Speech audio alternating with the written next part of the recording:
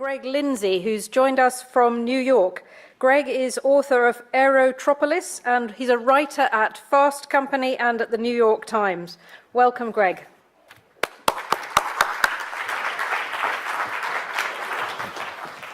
Thank you so much. Seeing as that I am the only thing standing in my way between a cocktail, I'm going to try to keep this brief. But thank you for staying, and I hope all of you were here earlier this afternoon for Frank's talk, because much of what I'm going to speak about is you could really sort of portray as a sequel to his work and sort of an extension and sort of look at, I guess, sort of the implications and experiments that have come out of the workplace in the 5 years following the publication of his book, Work in the City, and sort of looking at the technologies. And so I guess I'm going to start where he started, with sort of the discussion of the Taylorist office and the pure physical dimensions. I want to quickly touch upon the notion of why firms exist and why they take the shapes that they do. And you know, my apologies if I'm covering a lot of covered ground at this point. Normally Philip is kind enough to book me at the beginning of a conference when my ideas are so much fresher. But this gentleman is Ronald Coase. He recently died. He was a Nobel Prize-winning economist. He reached the age of 103, I believe. And he's really still the only Nobel heavyweight economist to ever really ask, why do companies exist? And why do they take the shapes and forms and sizes that they do? And he did his best work, of course, when he was in his 20s, 75 years ago, in a paper called The Nature of the Firm.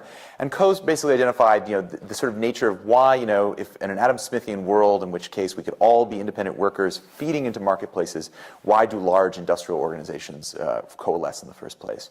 And his answer was very simple. It's transaction costs. There are costs in going to the marketplace.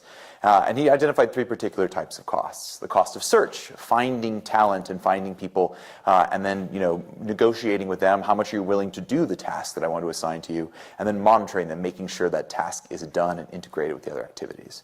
And, you know, in a time in which transaction costs are high, you get very large vertically integrated corporations. You get Ford, GM, GE, all those mid-century behemoths that we know and love.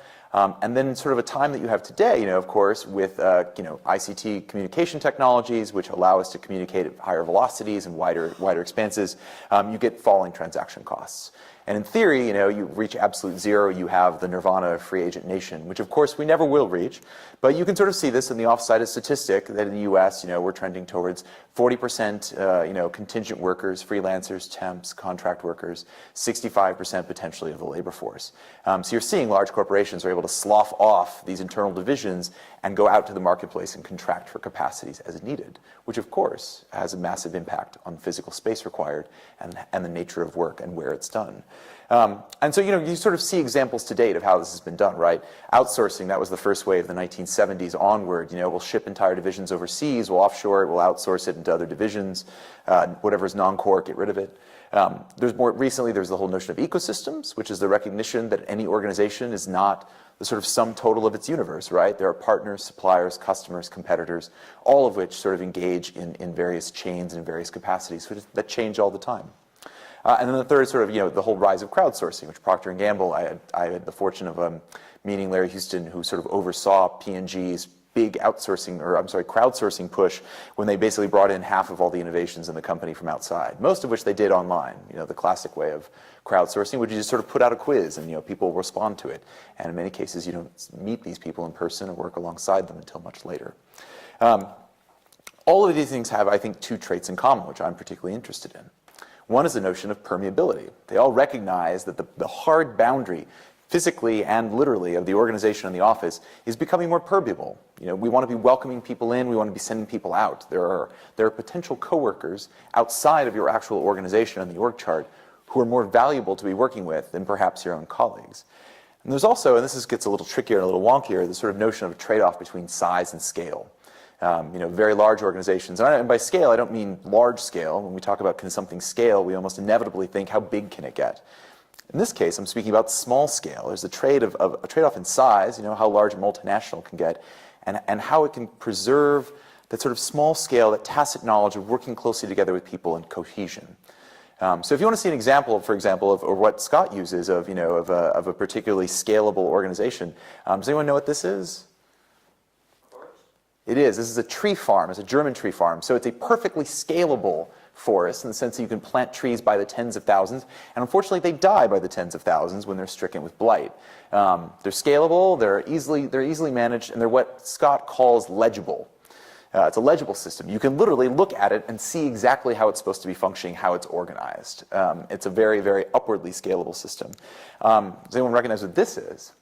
This is a farm in Papua New Guinea, which to any of us who are not actually, Papua New Guinea farmers is very hard to recognize. It's what Scott refers to as a very illegible system.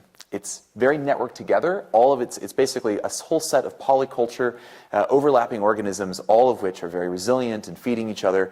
But if you're from the outside, it's very difficult to recognize what's going on in here. And as Scott writes about in his book, Seeing Like a State, traditionally, British colonial governments, the Soviets, others managing from above go into environments like that and trash the hell out of them. I think the subtitle of Scott's book, How Certain Schemes to Improve the Human Condition Have Failed, certainly applies to most offices and attempts to manage that.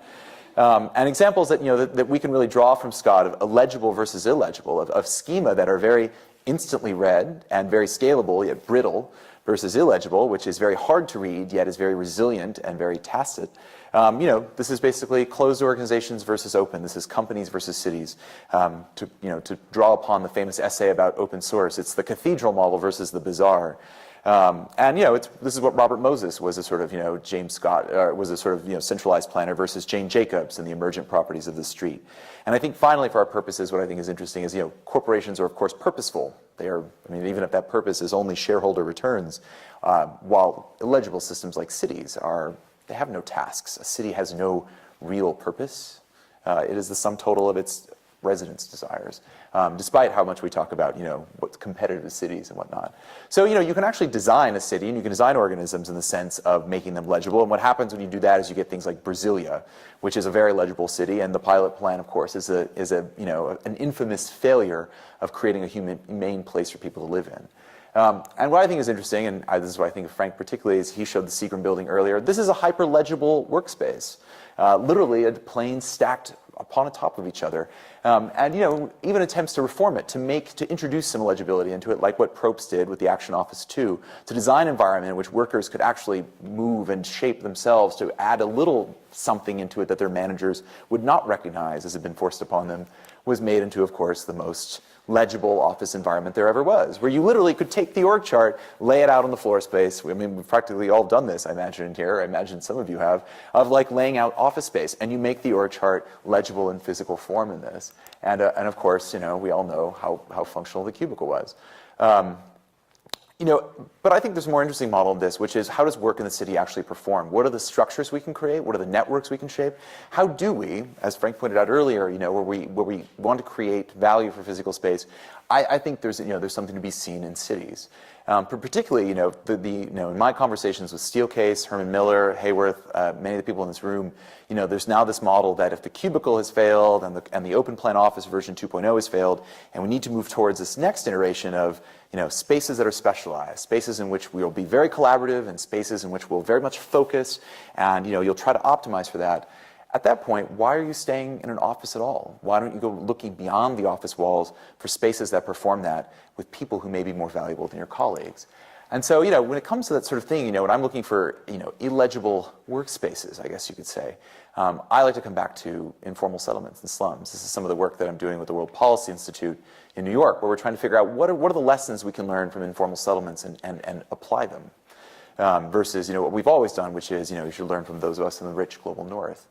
And so, this is images from Mumbai, from the street culture of Mumbai, and there's an architecture firm there called Crit, and they talk about the blur. And they argue that what makes places like Dharavi actually really vital and providing upward trajectory to residents is this notion that the street in Dharavi is not the sort of hyper-delineated space of cars. It is a place where you have overlapping functions, overlapping businesses, and because they're inhabiting public space, you can't chop it up into property rights. You can't formally delineate it. And so you see, when you go there, all these micro-entrepreneurs, these are from their slides, who are inhabiting all these crooks and spaces in there. They don't have resources, so they're making do as best they can by inhabiting public space and increasing the activity of public space. And so, you can see here, this is, the idea of ultra mixed use, of factories on top of homes, of work stalls everywhere, and sort of merchants everywhere, and increases what they call the transactive capacities of the city. It makes the city richer, both commercially and personally. And this is, an expression they call being nicely messy, which I think really echoes what Scott's talking about with illegibility. So to me, ideally, of course, no one wants to live in a slum. I mean, so they put it on a continuum, which I think is really interesting. On the left, you have all resources and no blur. And you end up, of course, with gated communities. You end up with towers and office blocks. And on the right, you have all blur and no resources, and that is a slum. But there's a sweet spot in the middle of degree and blurred resources, and they label that as old labor housing. And this I find interesting because this goes back to exactly what Jane Jacobs talked about when she said that new ideas require old buildings. That there is a sweet spot where you can have this sort of combination of blur and resources. And, and I think it's interesting. We're trying to take this as an aside to something like Detroit, which sort of occupies this stagflationary spot of no resources and no blur. But most offices don't have this. And of course, attempt of why does this work? What are the actual mechanics of this? So there's been a lot of interest lately in cities as social networks and cities being studied, the science of cities. I've spent time with Louis Betancourt and Jeffrey West, the physicist from Santa Fe Institute. And this is from their work showing that, that you would take a city and you double its size. They found that it increases wages, it increases patents, it also increases disease and crime and whatever else.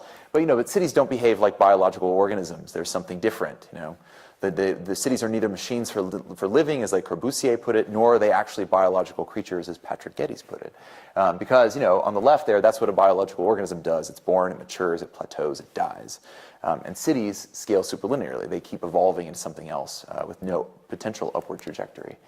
So Betancourt has proposed a new model, which I actually like, which is that cities are a form of social reactor. They're the sun. And so if you want to visualize cities, this is a very 2013 thing to say, as Andrew Zolli and I were discussing earlier. But the notion of the social network is a metaphor for the city. Cities are really dense, overlapping social networks that are compressed in space and time, and then emergent things come out of them. Fusion occurs. And so what do we call that fusion? I've retrofitted the word serendipity for it. The notion of, today is referred to as the happy accident, but really the sort of notion of finding things you never knew you were looking for, the sort of emergent outcome, a value that can't really be measured because you never knew you were searching for value in the first place. And of course, the word was coined by Robert Walpole in 1754.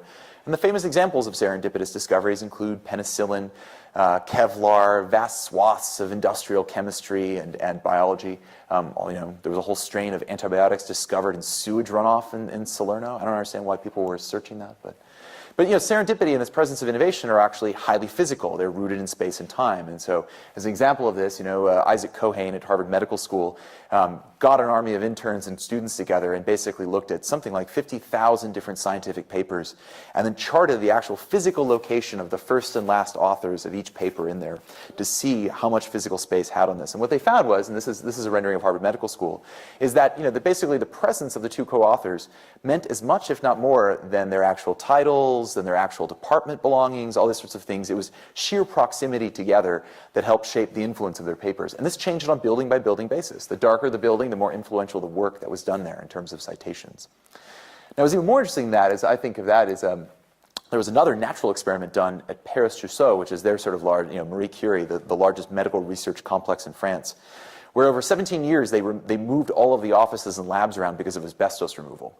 So they were picked up and moved willy-nilly at random. Your lab would end up on the other side of the campus next to people you've never met in your life, tangentially related to your departments.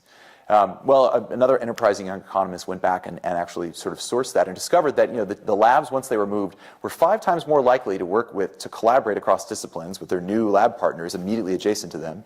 They were 5 times more likely. They were publishing 5 times as many papers, and the work they were doing was actually better than the work they had done before. And to me, this is really interesting because it proves that we totally are still failing at formal methods of organization. That asbestos removal was actually the best thing to ever happen to Paris-Trousseau in terms of medical research than whatever the department heads were actually doing. And there's been various attempts to actually do this in terms of knowledge work over time. Bell Labs famously did this when they forced all of their scientists, a multidisciplinary group across the board, famous for mixing practitioners and theorists, and then they still forced them to walk down long corridors and bump into each other on their way to the cafeteria. And MIT and the Rad Lab is another famous example of this, these completely random emergent conditions where no one knew what would happen, and you get the laser and the transistor and satellites. And this Silicon Valley has taken to heart. So now you have companies like Google and Facebook, which are trying to do it in their new headquarters. Serendipity is the buzzword of South by Southwest this past year, and it's the word that's taking Silicon Valley by storm. And what I find this interesting from 2 perspectives. One is that Mark Zuckerberg hired Frank Gehry and then told him, just build me a big room. It's literally a hangar. It's, I forget the kilometer conversion, but it's half a mile and a quarter mile, half a mile wide, long, and a third of a mile wide. And Mark Zuckerberg's going to put 3,000 engineers in here and mount all of their furniture on casters, because he basically wants a maximum level of collisions between his employees, and also because that way they can actually remix teams faster than if they actually design the environment. Which I think is also interesting for the purposes of this talk, because it basically means Mark Zuckerberg has absolutely no faith in any of you to actually use space to help his business. He hired the world's most famous architect and then told him to get out of the way.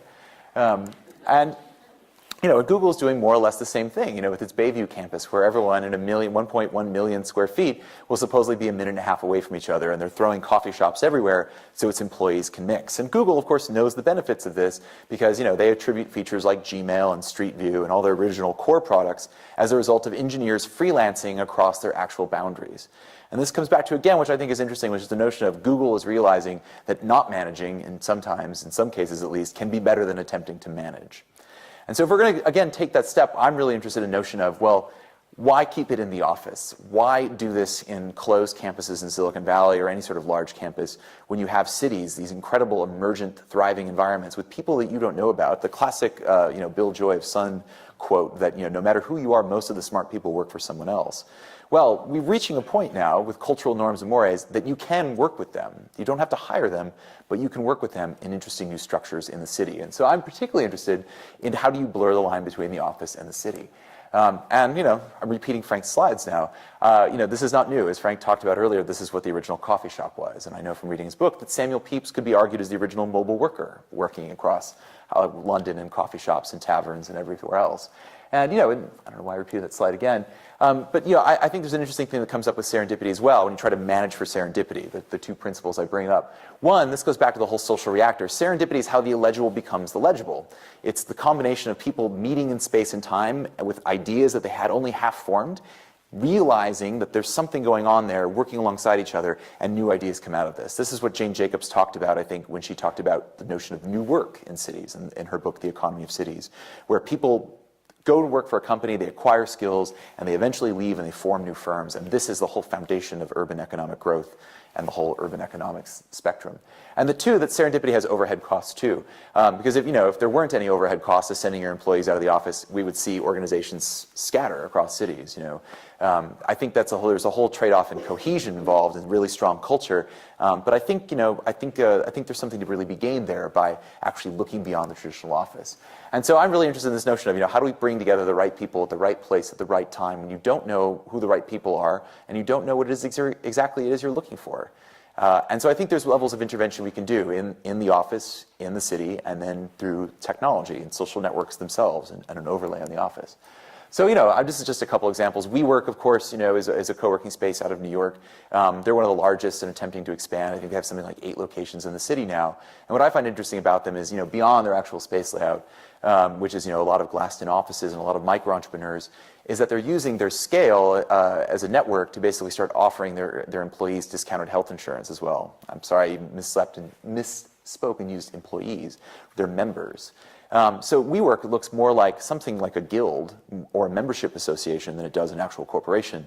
But because of the disaggregation of the corporation, all the benefits that came along with it are now migrating into things like WeWork or Rocket Space Labs, which is sort of doing this at the startup scale.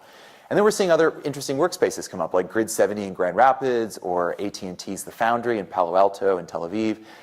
Grid 70 is interesting. This is 6 large, very staid employers in Michigan, including Steelcase. They were one of the brains behind it. But it brings together a grocery store chain, a shoe designer, a furniture manufacturer, a healthcare company, and some others. And they basically moved their most quote-unquote creative people into the same space. So you have designers, business development people, people who share similar roles and backgrounds and thoughts, but work for wildly divergent companies in different industries.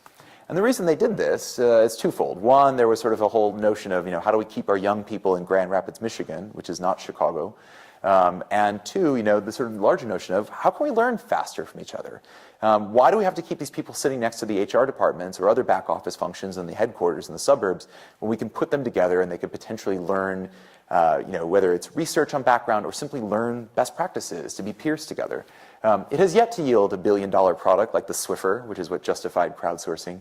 But I'll be curious to see what comes out of this. And AT&T is doing this as well. Their great example was in the Foundry in Palo Alto, they welcome in a select number of startups and other individuals.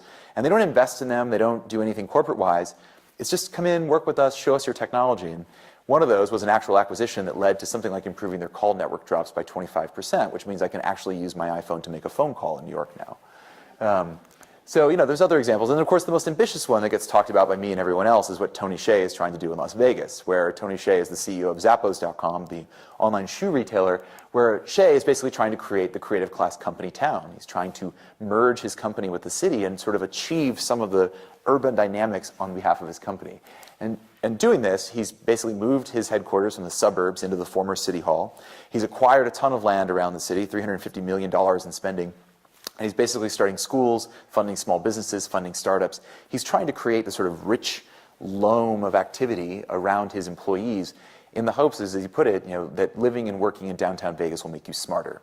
It's the notion that, that simply that you can basically create this environment and encourage your employees to go out and mix with these people, and it will cause them to become better, smarter people and create conditions in which he can compete for talent beyond Las Vegas, which, as you can imagine, is a bit of a technology backwater.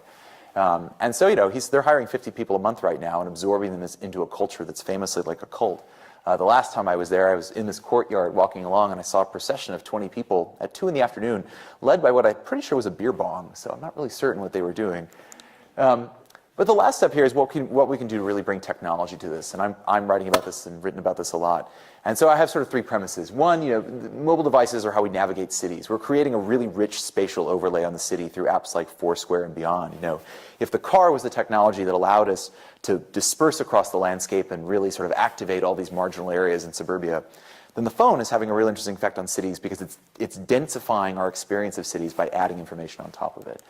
And 2, so if cities' killer app is serendipity through the form of urban economics, then the final step of this, or an interesting step, is that what happens when you take cities and big data and social networks and mobile phones and you start combining them together into what I call serendipity as a service, which is basically using your social networks, navigating real space, real time, to discover who's nearby, seeing around corners and see if friends are there, and then perhaps ultimately making introductions and finding gaps in our social networks.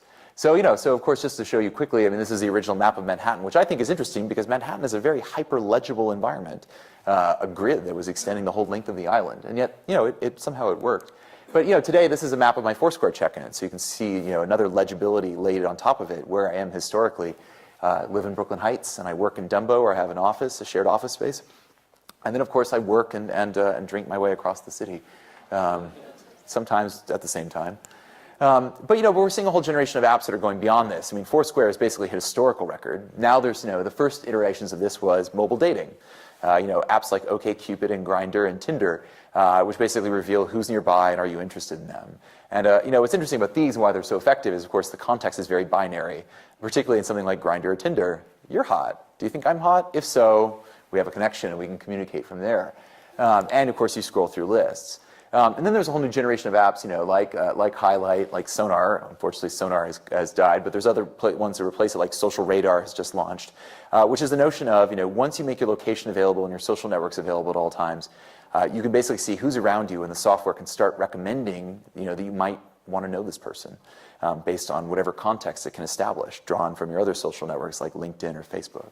And of course, none of these apps have really gotten any traction because the context, the fact that you both like TED or PopTech, if Andrew's here, just as good, if not better than TED, and the fact that you like the same band, that's not enough to actually establish context. But I think that's actually changing, and I think there's actually some really interesting iterations going on. So this is a company I'm writing about right now. They raised $90 million. They're called Relationship Science. This is a social network that somebody created by hand, drawing upon tens and tens of thousands of publicly available documents like in the United States, SEC filings, press releases by law firms, deal memorandums. It basically generated a whole network of very influential people and very high net worth people. And then, using its own sort of secret sauce of algorithms, it basically showed how they're all connected. So this is actually a map showing, how I'm connected to Stephen A. Schwartzman, the financier. And it basically shows here are the pathways, and then the red versus orange and other colors shows these are strong, medium, and weak ties. And so it can generate very quickly, here's how we think, you're connected to this person. which I think is powerful because now we're starting to get into the kind of rich context that you need to say, hey, this is someone maybe I'd be interested in getting to see. And of course we know this is technologically capable because the NSA is building it. So, that's the first use is dating, the second use is national security, and then the third use, I think, will ultimately be business, because this is why we're all here, isn't it? I mean, this is why conferences exist, is to bring together people in a very close physical space in a high context situation. And my use case for why I'd want an app like this is that, I was at Cornet Global in Las Vegas a couple weeks ago, where a woman came up to me before I gave a talk and said, I live in your neighborhood. I see you at TAWS every morning. And it turned out her name was Louise, and yes, I take my young son there at 7:30 in the morning to play with her dog when she's getting her coffee as well. And it turned out she was the head of workplace for Avon, which you think was somewhat relevant to my interests. And yet, because of the social context of cities, which anonymity is built in, we had no way of uncovering that layer of context. So I'm particularly interested in, can you add that layer of context in an invisible way, in a permissible way? And then what happens is how you interface it. So the future of RelSci and things like this is what you're going to happen is you're going to have something like Google Glass or its descendants. I mean, the Apple Newton was the first PDA and it failed, but it did sort of lead to the category of smartphone that we have today. So some sort of descendant of Google Glass or some wearable will allow us to lay information on the environment. And I think one thing we're going to see, and I think we're already seeing this in organizations, companies that use devices like Hitachi's or sociometric solutions that can measure employee data and build social networks to see where the gaps are in organizations. Ultimately, where this is going to head is you're going to have a network like relationship science, which already includes facial recognition algorithms for scanning in party photos to see how the 1% knows each other. You can take that and you can turn it inside out, and you can be in an event like this, and if somebody in the RelSci database is there, a facial recognition match will suddenly trigger an alert and will start scrolling up how you know this person and perhaps calculate why you might be interested in them. And it sounds far-fetched, but the technology of this actually goes back to the mid-90s when there were companies like Tacit. If you've heard of Tacit Systems, their customers included very large, complex organizations like Johnson & Johnson, other big pharma, aerospace manufacturers, dealing with hyper-complex problems where no one person could have it all. And so Tacit, for example, would basically, you could query the system and say, I need an expert in so-and-so field. And the system would anonymously take your request to another person who would then anonymously be given the opportunity to respond and say, hey, I can help you with that. And so the system was basically a black box. It could route around and make suggestions and figure out, it could recommend expertise. And the way it did this was by basically reading everyone's email. And it generated spontaneously what people's true expertise and interests were, independent of their stated roles, independent of where they were in the corporation and whatnot. It was a way to basically try to unlock tacit knowledge in a very decentralized way, and then centralize it into a black box database. And so I think it'll be interesting to see what that happens then. And then just as an aside, we're already starting to see, the notion of, we're talking about consuming space as a service, which Frank talked about. This is becoming a reality every day. This is what Airbnb has done at basically a home level, and that's what companies like Liquid Space and others are trying to do at a professional level. Liquid Space, they start from the presumption of, not only can you use it to find empty offices in the city, but you can move your own meeting rooms onto its network, and once you do, it treats your meeting rooms just like it does every other open space in the city. You can basically look at, okay, I need a place to meet with someone. Not only will you see your conference room down the hall, but you'll also see the Marriott across town. You'll also see other empty, other underutilized office space, and suddenly the entire city, all these interstitial spaces, is available for you to use, or is at least very visible to you. And so the vision of that also goes back to the mid-90s. I just love this diagram. This is Hitoshi Abe, the Japanese architect, who imagined what he called mega house, which was basically you would give up your home, your concrete, tangible home, and instead you would become part of a membership network of rooms across the city. And so you could configure on any given day what kind of space you needed. And so he imagined, you'd come to some anonymous office building, and there would be a red mega house door, and once it confirmed the biometrics, on the other side would be a room of your house as configured. The ultimate sort of version of space as a service. And so, we're head towards that. And so, just a way of concluding, going back to sort of, Frank's discussions about supply versus demand, this is the traditional architect model. This is OMA, of course, with their famous blue foam, rearranging into spaces. And, I'm trying to work with them. We're putting together a project to really sort of study what happens when the city and the office comes together. And suddenly, instead of building blue foam, the blue foam is hidden in the buildings we already have, in these interstitial spaces that were always blind to us. The 60% of office space that is never utilized, as DGW discovered. How do we actually bring that online? How do we make that discoverable? And then how do we make it available to us? And so just as a way of concluding, I think the traditional sort of office organization is a black box. It was a contained unit in which functions happened inside of it, and was essentially a machine, a factory for paperwork. The classic sort of Taylorist office, as Frank described. And I think we're trending towards, in many cases, at least any organization that's privileging new ideas and the necessity to innovate faster, is moving towards how do we start creating synapses all around the organization? How do we expose these nerves out for other people to draw information in?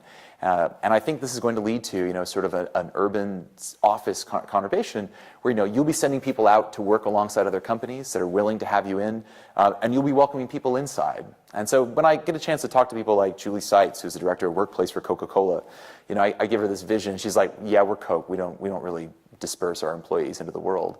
But I did tell her, and she seemed like this idea more, which I thought was interesting, which was come up with a list of the 100 or 1,000 or 10,000 people you would love to drop by your office on any given day without warning and work in your cafeteria or work in your great public spaces that you've created here for your employees. And that idea, had resonance with her, and I personally think every company should be doing that because, rather than having this sort of formalistic meeting or seeking out people, what if people just could pass through your office on their way to somewhere else, and especially in these dense cities, in these dense urban cores? I know I take meetings all across the city all the time, and so I've actually worked in DGW's offices in New York before they changed over to ACOM. In fact, on Foursquare, I am the last and forever mayor of DGW, sadly. So I don't have a way of conclusion there, but I do think there's this whole model of, how do we come up with new ways using technology, space, and cities to sort of expose this and to start bringing more tacit information into the world? Because, we've tried to do this formally, and it's not working, and it's not working as well as it used to. This is a final gloomy note. We think we're in a really rich age of innovation, but studies by Joseph Tainter, the anthropologist who wrote The Collapse of Complex Societies and studies extinct civilizations, has found that basically when it comes to R&D, we're spending more people and more money and larger teams for ever diminishing returns on this. So I think we need to start looking at ways that go beyond the org chart and the formal office to bring the right people together in space and time. So thank you.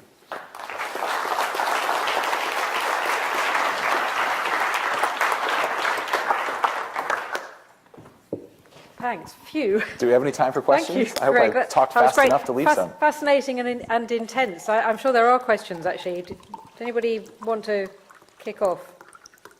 Or have you just silenced them into submission? Or we can all go get that cocktail. I'm keeping myself between. Is there one at the back? No. Okay. Well, I just wanted to ask. There's one here. Okay. Hi, Bridget Hardy. My question is simple. Should we be worried about this? Well, yes. This is the debate I was having earlier with someone. Yes. I mean, it had occurred to me. I was thinking, especially during Frank's talk, that I wonder if I'm playing Probst 2.0 when I think about this, which was, of course, he wanted the Action Office to be liberating and for coworkers to have personal control over that. Instead, they were enslaved by it. And of course, there is. And this is why I put the NSA slide. Is of course, this is what the NSA and GCHQ and the Five Eyes were trying to do with building their own social networks of reality. I guess my flip side of this is that, yeah, we should be worried. Our governments are already doing it. And potentially our employers could be doing it too. It's just a question of to what aim do they want to do it towards? Do they want to rebuild the Taylorist office, as Nick Carr and some others have claimed? Or do you want to go towards something more emergent? I'd like to think, and I could be wrong because organizations don't always make the correct move, that the reason organizations will move away from formal organization towards a sort of tacit model, what Google is doing, is because they realize they haven't completely strip-mined all the ideas out of their employees' heads and can't if they try to do it formally. So what if we just encourage you to stay after hours and do it? This is, of course, the Silicon Valley culture, and this is why Google has a beekeeping club, for example, because they want employees who would never meet during work hours to hang out while they're beekeeping together and then coin something that's useful to the company. To me, it's just interesting because I think what's interesting about these network models is we do that today with coffee machines, we do that with cafeterias. We try to create these affordances where people can mix across this. And it just strikes me as interestingly primitive. We really can't do any better than just like putting out another coffee machine. So I'm interested in sort of ways, and I'm doing some research with Sociometric Solutions. They're the ones who make some of these devices. And they've seen why mergers and acquisitions fail is because the companies never mesh. And there's a proven body of sort of network theory that you can actually show that if you can just connect the right people, if you can just suture it up a little bit, you can sort of tie this together. And I'd like to think this can be done in a humane way, in a non-massively intervening way. But no, there will be somebody, of course, who will probably try to build the Taylorist office all over again. And there is, of course, very ripe potential for misuse of this. So yeah, we should be worried. It's something we should be thinking about all the time in this. But I'm not going to say I'm not going to be one of those people who said this is inevitable.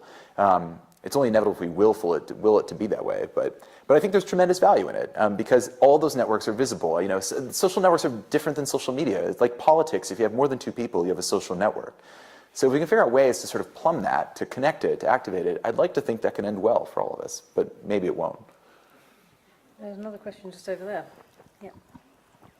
Hi, Tom Ball from Neardesk. So I can't resist but telling you that we've kind of built the thing you're talking about at a very, very, very early stage. And so we've got a who's here now piece, so you can see who's in the building right now, and it exposes their LinkedIn, their Twitter, their everything they want to share. And it's very early days, but if you've got experiments you want us to run, we'd love to run them. And we're seeing corporates mixed with SMEs far more than we expected, for example.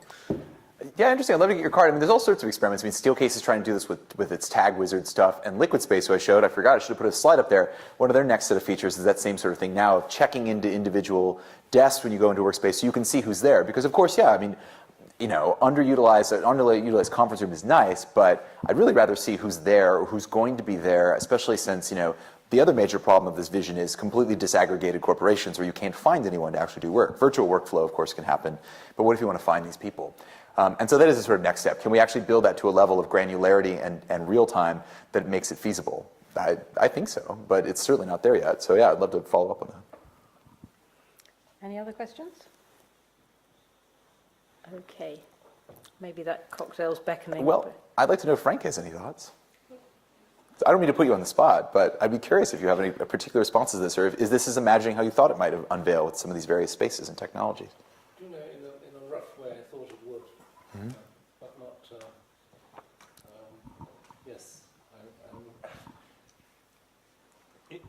Yes, I'm sort of blushing here quietly by myself, alone. You're not alone. I think the picture you described is absolutely marvelous. I think it's terrific, and let's hope we can invent cities which actually do work. Good. I'm glad I have at least you in the utopian camp and not the dystopian one. So thank you. Well, thank you that's a nice way to end. Thank you very, very much indeed, Greg. Thank you.